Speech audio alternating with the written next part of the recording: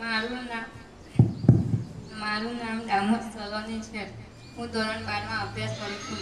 મારો આજનો વિષય છે આપણો રાષ્ટ્રધ્વજ. દરેક દેશને પોતાનો રાષ્ટ્રધ્વજ હોય છે. રાષ્ટ્રધ્વજ એ દેશની સ્વતંત્રતા અને ગૌરવનું પ્રતીક છે. આપણો રાષ્ટ્રધ્વજ એક તિરંગો છે. તેમાં કેસરી, સફેદ અને લીલો એમ 3 રંગના પટ્ટા છે. સૌથી ઉપર કેસરી રંગનો પટ્ટો છે તે વીરતાનું પ્રતીક છે. તે ત્યાગ અને બલિદાનની ભાવના વ્યક્ત કરે છે. વચ્ચે સફેદ રંગનો પટ્ટો છે. સફેદ રંગ એ પ્રેમ અને શાંતિનું પ્રતીક છે. સૌથી નીચે લીલા રંગનો પટ્ટો છે. લીલો રંગ એ હરિયાળી અને ક્રાંતિનું પ્રતીક છે. તે દેશ સતત પ્રગતિ કરતો રહે એવી ભાવના વ્યક્ત કરે છે.